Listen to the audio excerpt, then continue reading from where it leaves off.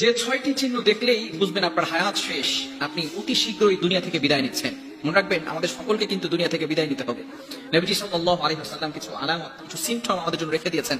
বিশেষ করে আল্লাহ পাক রব্বুল আলামিন কোরআনের ভিতরে এগুলো জানিয়ে দিয়েছেন যে কিছু কিছু বিষয় আছে, এগুলো যদি আমাদের সামনে চলে আসে ওই ব্যক্তি দুনিয়া থেকে বিদায় নেবে।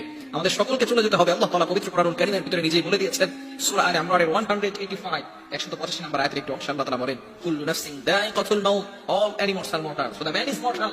প্রত্যেকটা প্রাণীকে মৃত্যুর স্বাদ গ্রহণ করতে হবে। The most certain thing in our life is death, and the most uncertain thing in our life is time of death. আমাদের জীবনের ভিতরে সবচেয়ে সুনিশ্চিত বিষয়ের নাম হচ্ছে মরণ। আমরা যে মরে যাবো এটা সুনিশ্চিত, তবে কবে, কখন, কোথায় মারা যাবে এটা অনিশ্চিত। তবে আমাদের সকলকে চলে যেতে হবে। We have to go back to our Lord. আল্লাহর কাছে ফেরত চলে যেতে হবে। এই 6টি আলামত, সিম্পটম যদি দেখেন তাহলে মনে করবেন যে আপনার সময় শেষ হয়ে গেছে। নাম্বার 1, এক নাম্বার হচ্ছে ইয়াউমুল মাউত, মৃত্যুর দিন। যেদিন আপনার মৃত্যু হবে ওই দিন আসমান থেকে আপনি ফেরেশতা আসতে দেখবেন। ফেরেশতারা আসমান থেকে নাযিল হবে, আপনি চোখের দ্বারা দেখতে পাবেন। এখন কিন্তু আমরা ফেরেশতাদেরকে দেখতে পারি না, জিনদেরকে আমরা দেখতে পারি না। আল্লাহ পাক রব্বুল আলামিন আমাদের মাঝে আর ফেরেশতাদের মাঝে, জিনদের মাঝে একটা পর্দা ঢেলে দিয়েছে। কিন্তু যেদিন আপনার হায়াত শেষ হয়ে যাবে সেদিন আপনি আসমান থেকে ফেরেশতারা নামতেছে, ফেরেশতাদেরকে দেখতে পারবেন। সেই পর্দা আল্লাহ তাআলা উঠিয়ে নেবে। নাম্বার 1, এক নাম্বার আলামত হচ্ছে পর্দা উঠে যাবে। নাম্বার 2, দ্বিতীয় নাম্বার সিম্পটম আলামত হচ্ছে যে মানুষের পা থেকে রূহ যখন কবজ করা হয়, এটা শুরু হয় পায়ের থেকে। যখন আজরাইল সালাম সামনে আসবে তখনই কিন্তু আমাদের রূহ ছুটাছুটি করতে থাকবে পা থেকে। যে আল্লাহ পাক রব্বুল আলামিন ফেরেশতাদেরকে যে শক্তি দিয়েছেন সেখান থেকে আস্তে আস্তে চাপ দেওয়া শুরু হবে। এই চাপ দেওয়া শুরু হবে আস্তে আস্তে আস্তে।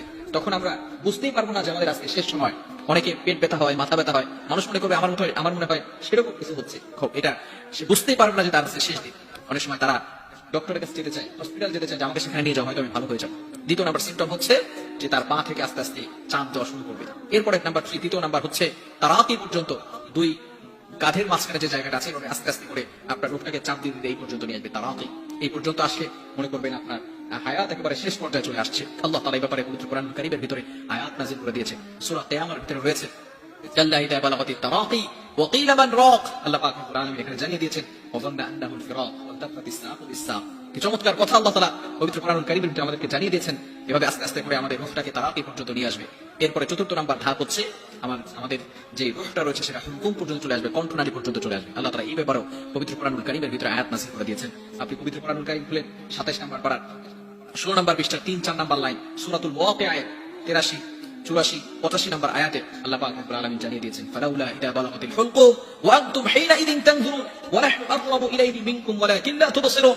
আল্লাহ পাক রব্বুল আলামিন চমৎকার করে আমাদেরকে জানিয়ে দিয়েছেন যে যখন হুলকুমের কাছে যখন রূহটা চলে আসে তখন আমরা তার পাশেই থাকি।